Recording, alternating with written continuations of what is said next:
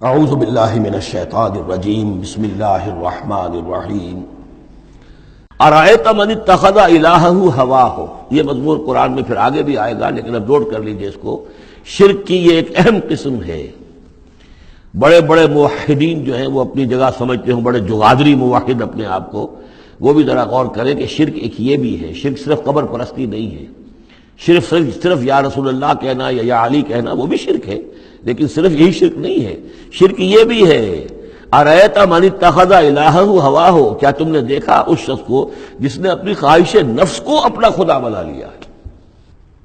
نفس کہتا ہے مجھے یہ چاہیے، آپ کا دماغ بتا دیتا ہے دیکھو یہ حرام ہے، لیکن آپ نفس کا حکم مانگتے ہیں، اللہ کے حکم کو پیچھے ڈال دیتے ہیں۔ کون معبود ہوا آپ کا؟ اللہ معبود ہے یا نفس معبود ہے؟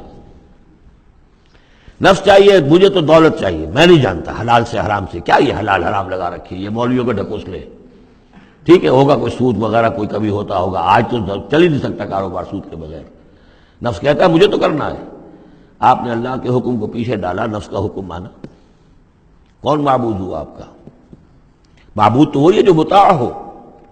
آپ نے دیکھا کہ انہوں نے کہا تھا فرعون نے، جو ہماری قوم جس کی قوم ہماری عابدین ہے، عابدون ہے، جو ہماری اطاعت کرتی ہے، غلام ہے۔ عبد وہ ہوتا ہے جو آقا کا حکم مانتا ہے، غلامی کرتا ہے، حکم مانتا ہے، فرما برداری کرتا ہے۔ تو تم نے نفس کی فرما برداری کی تو تمہارا نفس جو ہے وہ تمہارا معبود ہے۔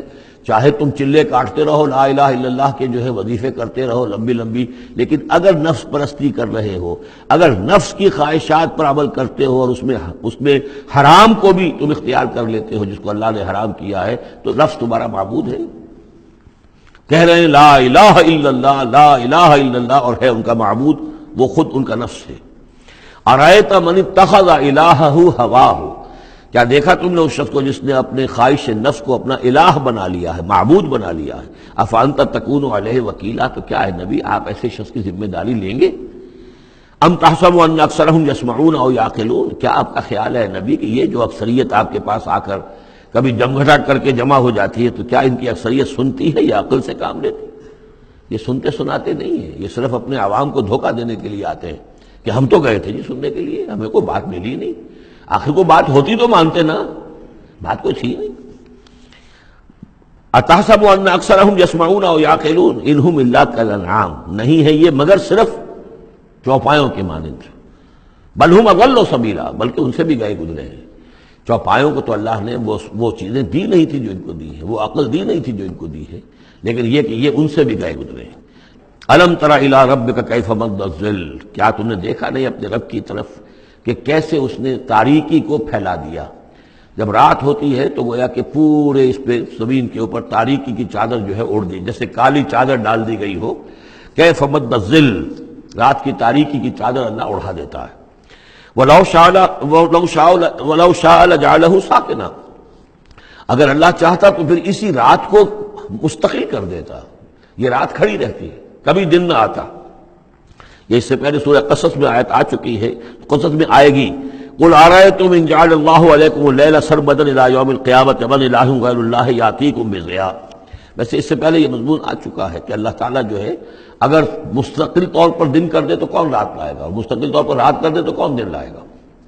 تو اگر یہ رات قائم رہتی، اللہ چاہتا تو اس قائم رات ہی رہتی۔ ثم جعلنا الشمس علیہ دلیلا، پھر ہم سورج کو جب روشن کرتے ہیں، سورج وہ تو اس سے یہ ہے کہ رہنمائی ملتی ہے، پھر اس سے معلوم ہوتا وہ یہ روشنی ہے اور وہ تاریکی تھی۔ تعرف الاشیاء بازدادها ثم قبضناہ الینا قبضا یسیرا، جب سورج طلوع ہوتا تو آپ نے دیکھا ہوگا سائے بڑے لمبے پڑے ہوئے ہیں، پھر رفتہ رفتہ سورج اوپر ہونا شروع ہوا اور سایہ سمٹنا شروع ہوا، گویا کہ کوئی کھینچ رہا ہے، تنابیں کھینچ رہا ہے، ان کی یہ سائے جو ہیں اب سمٹ کر آ رہے ہیں۔ پھر ہم ان سایوں کو، ان تاریکوں کو، ذل کو اپنے قبضے میں لے لیتے ہیں، گھسیٹ لیتے ہیں۔ ثم قبضناہ الینا قبضا یسیرا وہو الذی جعل لکم اللیل لباسا، اور وہی ہے اللہ جس نے کہ تمہارے لیے رات کو بنا دیا ہے اوڑھنا، والنوم سباتا، اور رات کو بنا دیا ہے آرام اور استراحت، وجعل النہار نشورا، اور دن کو بنا دیا ہے نکل کر پھیلنے کی، اور دنیا میں اور جو کام کرنے ہیں اس کے لیے مناسب ماحول بنا دیا۔ وَهُوَ الَّذِي أَرْسَلَ الرِّيَاحَ بُشْرًا بَيْنَ يَدَيْ رَحْمَتِهِ، اور وہی ہے کہ جو بھیجتا ہے ہوائیں بشارت دیتی ہوئی اس کی رحمت کے آگے آگے.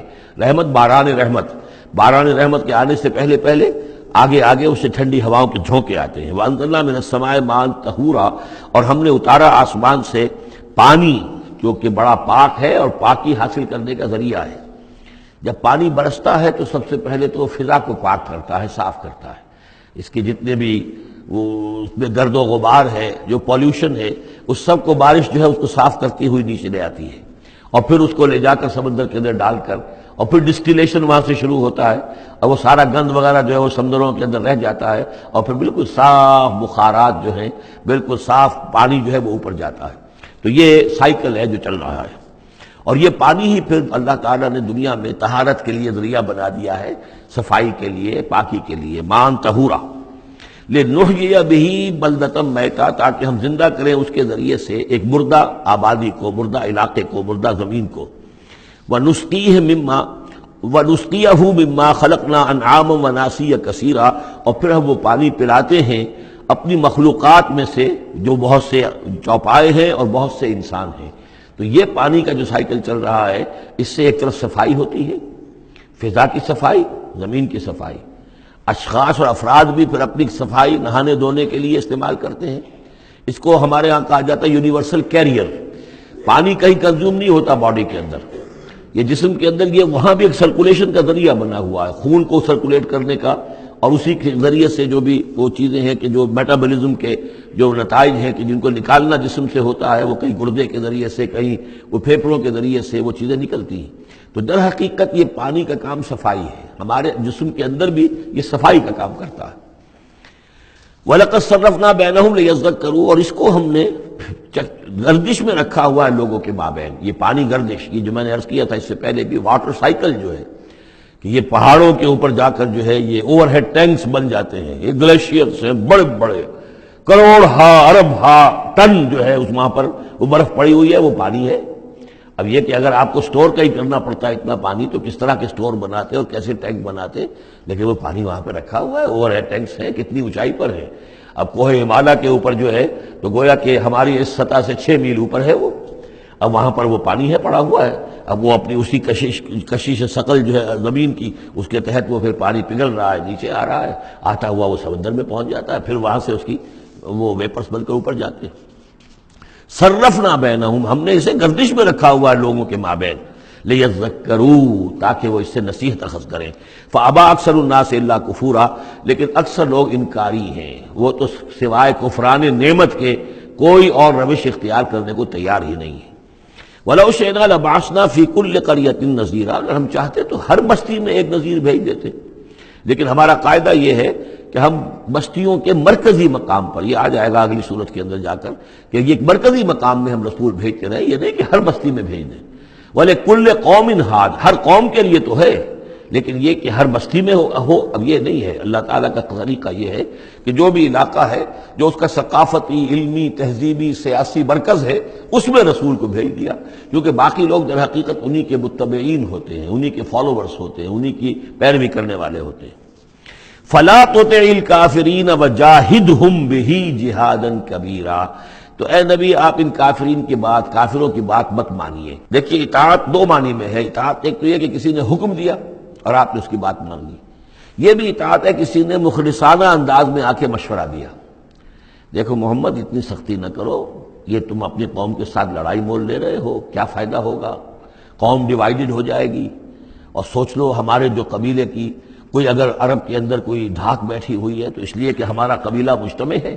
اب اس طریقے سے تم نے جو معاملہ کر دیا، بھائی کو بھائی سے کٹوا دیا اور والدین سے بیٹوں کو جدا کر دیا، تو اس کا کیا کام؟ اس سے بہتر ہے صلح جوئی ہونی چاہیے، اور مل جل کر کوئی بات کیجئے ایسی کہ جس سے صلح ہو جائے، کچھ آپ اپنی منوا لیں، کچھ ان کی مان لیں. اس قسم کا باقاعدہ کردار جو ولید بن مغیرہ کا کردار یہی تھا، اور وہ یہی چاہتا تھا کہ کسی طریقے سے یہ تصادم ختم ہو اور کسی ٹرمز کے اوپر کو مصالحت ہو جائے. تو بار بار جو کہا جاتا ہے فلا تطع الکافرین، تو کیا مانی؟ حضور کون سے کافر کی اطاعت کرنے کے لیے آمادہ تھے؟ لیکن ایسی بات ایسی ہوتی ہے کہ جس کے بارے میں کسی وقت جب کہ آدمی کسی شدید دباؤ میں ہو تو بربنائے طبع بشری ہو سکتا ہے کہ طبیعت جو ہے کچھ اس کی بات سننے کی طرف تو مائل ہو ہی جائے. جیسا کہ ہم سورہ بنی اسرائیل میں پڑھ چکے ہیں. وَإِن كَادُوا لَيَفْتِنُونَكَ عَنِ الَّذِي أَوْحَيْنَا إِلَيْكَ لِتَفْتَرِيَ عَلَيْنَا غَيْرَهُ وَإِذًا لَاتَّخَذُوكَ خَلِيلًا. یہ لوگ تو تلے ہوئے ہیں کہ آپ کو بچلا دیں اس چیز سے کہ جو ہم نے آپ پر وحی کی ہے، کہ آپ کچھ اور گھڑ کر ہماری طرف منسوب کر دیں، پھر یہ آپ کو دوست بنا لیں گے، جھگڑا ختم، لڑائی ختم ہو جائے گی. لڑائی تو ان کو ہماری آیات سے ہے، ہمارے قرآن سے ہے، ذاتی آپ کے ساتھ تو کوئی جھگڑا نہیں ہے. لیکن یہ کہ فرمایا وَلَوْلَا أَن ثَبَّتْنَاكَ لَقَدْ كِدتَّ تَرْكَنُ إِلَيْهِمْ شَيْئًا قَلِيلًا. اور اگر ہم نے ہی آپ کو جمائے نہ رکھا ہوتا تو اے محمد صلی اللہ علیہ وسلم عین ممکن تھا کہ آپ کچھ نہ کچھ ان کی طرف جھک ہی جاتے. تو یہ جو دباؤ تھا شدید، اس کا اندازہ کیجئے اس سے. تو فرمایا جا رہا فَلَا تُطِعِ الْكَافِرِينَ. آپ ان کی باتیں بھی بس سنیں. اس قسم کی کسی بات کے لیے آپ جس کو کہتے ہیں ٹو لینڈ این ایئر، کہ آپ اپنا کان اس کو دیں کہ وہ آپ کے کان میں آ کر یہ بات کر دیں، یہ بھی نہ کریں آپ، اس کی بھی آپ اس کا موقع نہ دیں. وَجَاهِدْهُمْ بِهِ جِهَادًا كَبِيرًا. اور آپ ان کے ساتھ اس قرآن کے ساتھ جہاد کیجئے. یہ قرآن تلوار ہے، اس کے ساتھ جہاد کیجئے اور بڑا جہاد کیجئے. یعنی مکے میں جو جہاد ہو رہا تھا 12 برس تک جو ہوا ہے، وہ تلوار والا جہاد نہیں تھا، وہ قتال نہیں تھا، وہ جہاد بالقرآن تھا. یہ بہت اہم موضوع ہے جس پہ میری تقریر موجود ہے، کتابچہ موجود ہے، بلکہ 2 ہے، جہاد بالقرآن اور پھر جہاد بالقرآن کے 5 محاذ. آج بھی ہمارے ہاں جو بھی قومی مسائل ہیں، ملکی مسائل ہیں، ہمارے اس وقت اجتماعی مسائل ہیں، واقعہ یہ ہے کہ ان کے لیے 5 محاذ ہیں جن پر کہ قرآن مجید کی شمشیر ہاتھ میں لے کر جہاد کرنے کی ضرورت ہے. اب اس وقت ظاہر بات ہے کہ اس کا موقع نہیں ہے، لیکن یہ کہ اس اعتبار سے کہ ایک انقلابی جد و جہد اللہ کے دین کو قائم کرنے کی جد و جہد میں دعوت قرآن کے ذریعے سے، تربیت قرآن کے ذریعے سے، تزکیہ قرآن کے ذریعے سے، یہ ساری چیزیں ہم پڑھتے چلے آ رہے ہیں. تبشیر قرآن کے ذریعے، انذار قرآن کے ذریعے، تذکیر قرآن کے ذریعے، اور جو سینوں کے اندر کے جو روگ ہیں ان کا علاج قرآن سے، شفاء لما فی الصدور، نصیحت قرآن سے، یہ سارا قرآن سے. تو اس حوالے سے جاہدہم بہ جہادا کبیرا. صدق اللہ العظیم.